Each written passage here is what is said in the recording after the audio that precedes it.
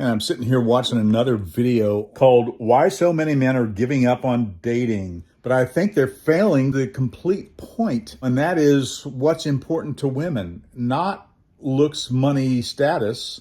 The question to ask is, why is looks, money, status important to them? And the bottom line is they're looking for security for their children, which is what happens when you have sex.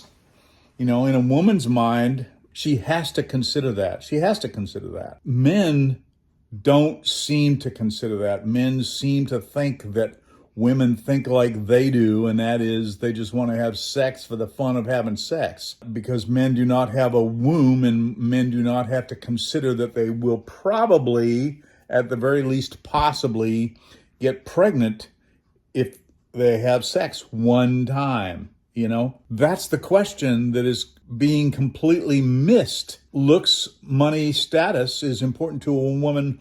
Why? Because she might get pregnant, and especially if she has a son, but also if she has a daughter or daughters or sons. But the first son is going to replace you as her primary love. And that has to do with a lot of things. For one thing, her kids are completely dependent on her, so she has to be responsible enough to look after them. That's why looks, money, status is important to her, because she needs you to help her provide for her and the children, her as life support for the children. And additionally, she's their first teacher, you know, until they start school. So she wants to stay home with the children, which means she needs you to be the complete and total provider of whatever finances will afford. That's the whole issue. Men becoming disenchanted with dating. The deeper question is men becoming disenchanted with having a family, having children, you know, being with a woman who wants children. I mean, the next question to ask is, with 8 billion people on the planet, 10 billion predicted by 2050, and we'll probably reach that sooner than that. Why do we need more children on the planet? None of us asked to be here. We are all God's children, if you will. None of us put in a request to be born. Souls are created by virtue of X and Y chromosomes. The bottom line question is not men becoming disenchanted with dating. I suppose a man thinks of dating as just sexual energy. I'll speak for myself. The bottom line reason I'm disenchanted with dating is I'm disenchanted with having a family. I don't have any kids, and frankly, I don't want any kids. I see it as a trap, as slavery, as really nothing I want any part of. You know, there's no need for recurring propagation. So many of my friends that don't have children, and I have many friends that don't have children, see it as a myth of self-propagation. My dad, for example, sees me as an extension of him, and by extension as an extension of his father. And I see myself as my own person, thank you very little. So we disagree about that. And that is yet another reason why I'll say my generation, but what I really mean is me. I mean, honestly, that's all I can speak for is myself. I don't have that sense of duty that my mother had anyway. I just don't have it. Maybe that's as a result of me being part of the 60s sexual revolution and all of that or something. Bottom line is, I see no benefit, frankly, in having a family. And my girlfriend of 15 years, she does not want to have children either. And I think all that's a function of the dysfunction of our families.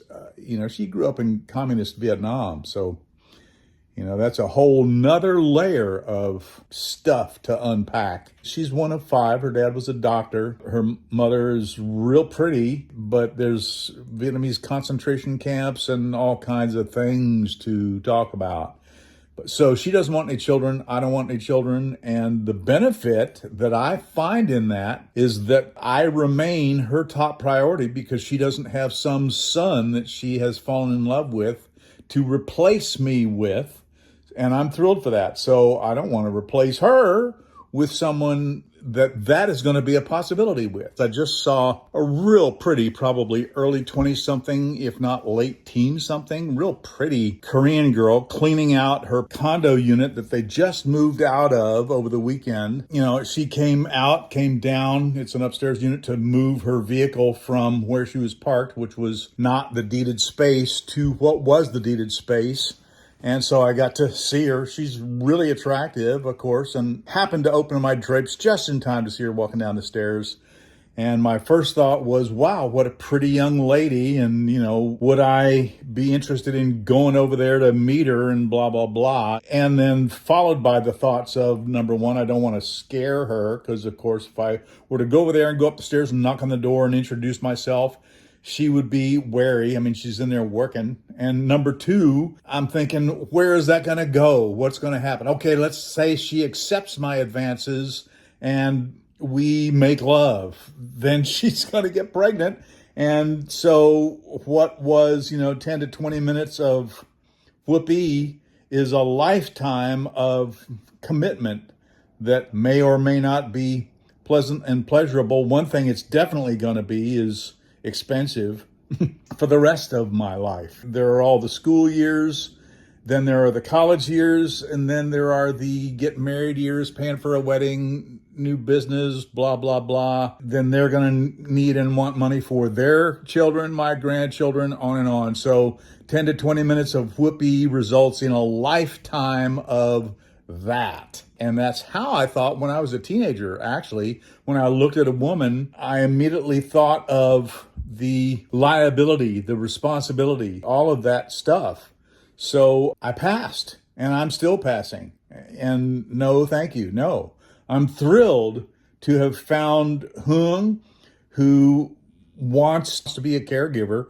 And I'm just thrilled that she has chosen me as her project to take care of. So I, of course, am thrilled to reciprocate and take care of her.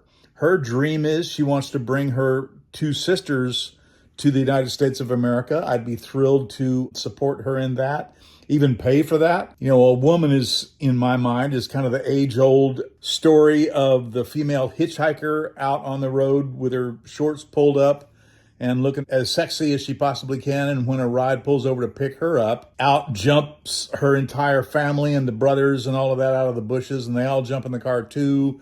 And that's how it is. So a woman uses her prettiness and her sexuality to get the family paid for. So her ulterior motive is to get you to help pay for the people in her life, her family, that you don't necessarily want to get involved with. So she's using her sexuality to get her family paid for, turning a trick, if you will. Men who are the sons of mothers, we are the way we are because our mothers spoiled us. So what she wants to do is get pregnant by you and then replace you with her kid to spoil, and the cycle continues. And I don't want to continue that cycle. So no, thank you. No kids for me, thank you. I don't want to populate Mars or the moon. Northern California is too cold for me. I hear that Southern California is cold for Floridians. Florida is too flat for me, coming from the Shenandoah Valley and the Appalachian Mountains and the Blue Ridge Mountains and all of that. So I love the mountains. Florida's flat. Not only that, it never rains in California, or Southern California anyway, so we don't have really many mosquitoes. I don't appreciate getting sucked on by a blood-sucking mosquito, leaving an itchy bump. Don't appreciate it. And Florida is full of mosquitoes and alligators. No thanks. San Diego, we get, 4.0 Richter scale earthquakes, and that's about it. The serious stuff happens up north. San Diego is great. I'll stay put right here. Certainly there are other things in Southern California to be wary of and to watch out for. Another byproduct of the fact that it doesn't rain hardly much here is wildfires.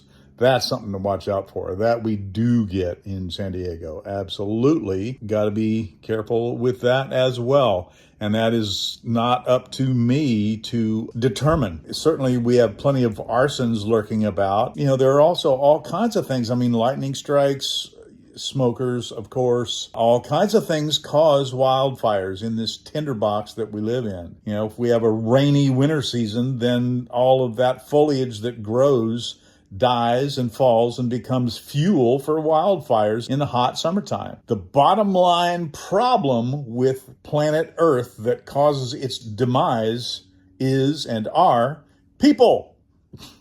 Let's stop creating people, and that's how we solve the problem, okay? It's funny, I saw it was a hat actually that said artificially intelligent.